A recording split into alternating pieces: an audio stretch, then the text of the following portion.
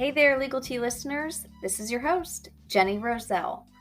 We are back to estate planning of the rich and famous, where we chat about celebrities and their estate planning.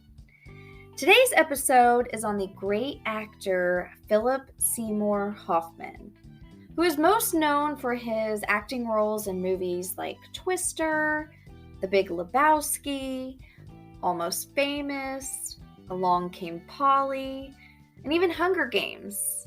I totally forgot he was in Hunger Games until right now. He was in several other movies too. You get the point. He's a well-known fella.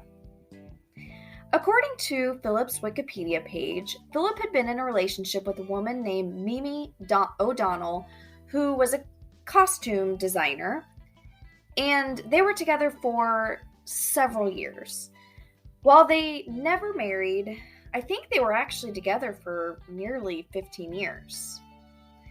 Together, Philip and Mimi had 3 children, 1 son and 2 daughters.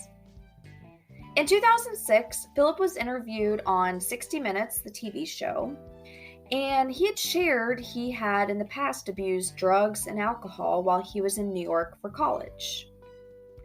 After he graduated from New York University, he took part in a rehabilitation program when he was 22 years old. Thereafter, he was sober for 23 years. Unfortunately, he relapsed in 2013 and once again entered a rehabilitation program for 10 days. This is the year 2013, that Philip's Wikipedia page shared that Philip moved out of he and Mimi's residence to, quote, protect their children from the effects of his relapse, end quote. Tragically, not even a year later, Philip was found in his Manhattan apartment's bathroom, dead at the age of 46. It was released that many of Philip's friends thought that his drug use was under control, but when searching the apartment following his passing, law enforcement found heroin, prescription medications, and Philip was even found with a syringe still in his arm. His death was ruled an accident. According to a blog by Tuller Law, an estate planning firm in San Francisco, California, following Philip's passing, a last will and testament was discovered. That will got filed in probate court, and as wills do, nearly instantaneously, the New York Post published the document online. Unfortunately, when a will gets probated, the probate process is a public process, meaning anyone can access kind of what's going on in the estate. So obviously, you can see documents like a will, you can see who beneficiaries are, you can see how much is going through the estate, etc. Further, according to Tuller Law's blog, Philip's will was executed and finalized in October 2004, which was after he and Mimi had their son, but before they had their 2 daughters. With his passing in early 2014, 10 years had passed since Philip had drawn up his will, and within that time, within those 10 years, that's when 3 big things happened. First, he of course had 2 additional children with Mimi, the 2 daughters. Second, he had won an Oscar for Best Actor for his acting in the film Capote. And 3, he had accumulated much of his wealth during this 10-year window, which at the time of his death was around $35 million. $35 million was his estate value. Within those 10 years, that's a lot going on, right? And why he didn't get his will updated to kind of deal with all of this, we'll never know. Though what we do know, according to Tuller Law's blog, is that Philip's accountant repeatedly recommended that Philip do additional estate planning beyond just a will. That way his estate would stay private and his children would be protected. According to the accountant, Philip ignored his advice, and according to Kiplinger, an article in Kiplinger, Philip supposedly did not want to do additional planning because he did not want quote, trust fund kids. Instead, his will left a majority, if not all, of Philip's estate to Mimi, rather than to their 3 children. It's said that he's left everything to Mimi to take care of the kids. And side note, I hear my own clients say similar things often. Oh, I'll leave it to so-and-so and just trust them to take care of so-and-so. Well, newsflash, they don't have to, meaning they're not legally obligated to. They could sort of take the money and run. And another risk and concern would be, what if Mimi gets remarried? What if Mimi gets remarried, changes her will to include the new spouse, and the new spouse doesn't take care of her and Philip's kids? And there, Philip's money potentially could go down a completely different bloodline. According to a CNBC article, it was reported that the attorney that drafted Philip's will primarily worked in the real estate law field rather than estate and estate planning. And I'm not sure if this is common knowledge or not, but attorneys do not have to stick to one lane. In law school, attorneys are trained much differently than doctors in med school. So you know how doctors end up declaring a specialty and they start gaining practical experience in that specialty via a residency. Well, in law school, we get trained on the many different types of fields, and we don't have to declare a specialty.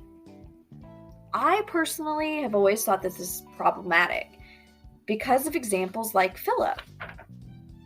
I have to think that had Philip landed in the hands of an estate planning lawyer, that attorney could have counseled Philip on the ways to accomplish his goal. Like how he said he didn't want to have trust fund kids. And I get it, that has a reputation. I know it does. However, I've created trust for people that have $40,000 total to their name. I've created trust for people that have millions of dollars to their name. It does not matter how much money you have. It matters what you're trying to accomplish. It's often said trusts actually are very regularly utilized for people like you and I, families like yours and mine, and they're regularly utilized to induce behavior or not to induce behavior. For example, according to Estate Planning and Elder Law Services, a law firm in Michigan, Philip wanted to make sure his kids were exposed to, quote, cultural opportunities, end quote. So instead of leaving everything to Mimi with the mere hope that things work out and don't go sideways, Philip could have created a trust for his kids to be utilized to travel to places like New York and Chicago, Paris, wherever, and for tickets to plays and museums and concerts and acting lessons and music lessons. On even a more basic level, trusts are even regularly used by people to merely avoid probate. So to keep things private.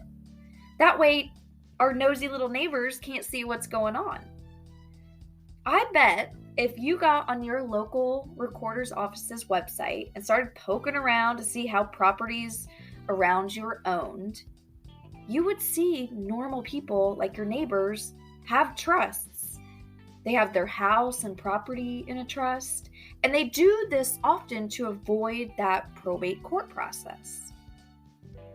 Perhaps one thing that Philip missed, one last thing that Philip missed with his estate planning was protection against estate taxes. You see, whether you like to hear it or not, there are ways in my little world that allow for estates and trusts to pass to beneficiaries without getting hit too hard or at all with estate taxes. And there are several tools to pass inheritances to beneficiaries and pass those in very tax-friendly ways. So I referenced earlier that Philip's estate was worth around $35 million, right? After Philip passed away, his estate paid about 1/3 of that value to Uncle Sam, to IRS, in estate taxes. So had he done some solid estate planning, his estate could have passed tax-free, or at least paid a way smaller tax bill. But instead, his planning was so basic that it didn't. And his estate ended up having to pay about third. I think it was around $12 million got paid to the IRS. Furthermore, you may have heard of people or know a couple that has gotten married to gain various benefits, usually tax benefits, legal benefits.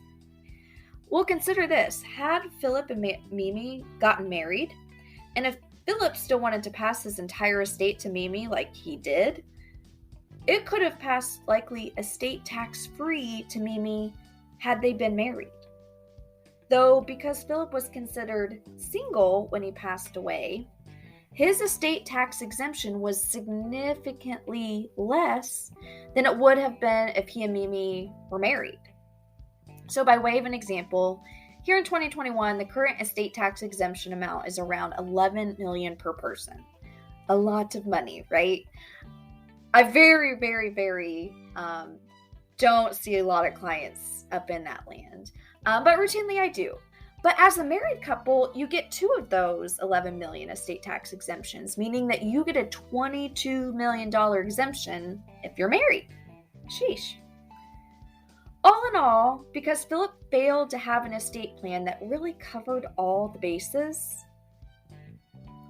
the following happened after Philip passed away. First, the estate paid hefty legal fees to go through probate. Completely avoidable. 2, the estate paid hefty taxes to the IRS. Completely avoidable.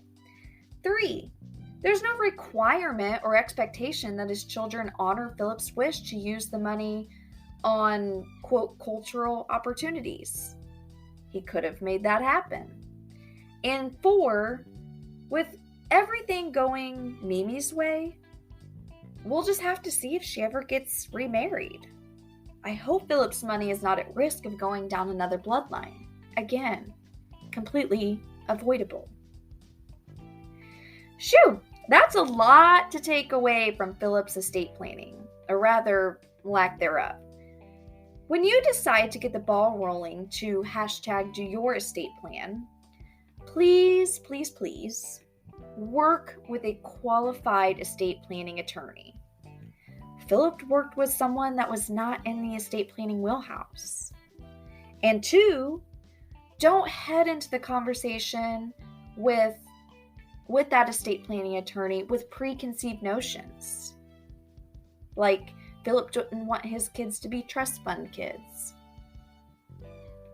The role of the attorney is to gather information about your family and beneficiaries, to gather information about assets, and to gather what the goals are. And from there, present options to satisfy those goals. I had a client, about a year ago, that we had their first meeting, and they shared with me at the end of our meeting that they were going to be interviewing other attorneys, and that's code in my little world for they're going to go price shopping. So about 2 or 3 weeks passed after their meeting, and I heard from them, and they said, Jenny, you weren't the cheapest on the block, you weren't the most expensive on the block, but you're the only one that took the time to explain the options and how each option impacted our family and goals. One would think that would make my heart smile, but it really didn't.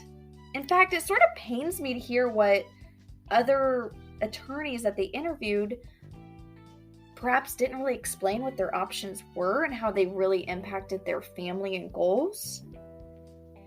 Perhaps that's a classic case of quality rather than I'm going to go find the cheapest, or maybe someone outside of the estate planning field. I digress. Alrighty, let's wrap this episode up. Next week's topic is a cautionary tale, a real-life case I've personally worked on. And next week is Thanksgiving week. Somehow, some way, we are at the end of 2021, and we are heading into Thanksgiving week next week. And I see no better time than Thanksgiving, where we're all going to be around a dinner table, than to talk about family. Family, gotta love them, right? Right? Okay, until then, Legal Tea listeners, take care and be well.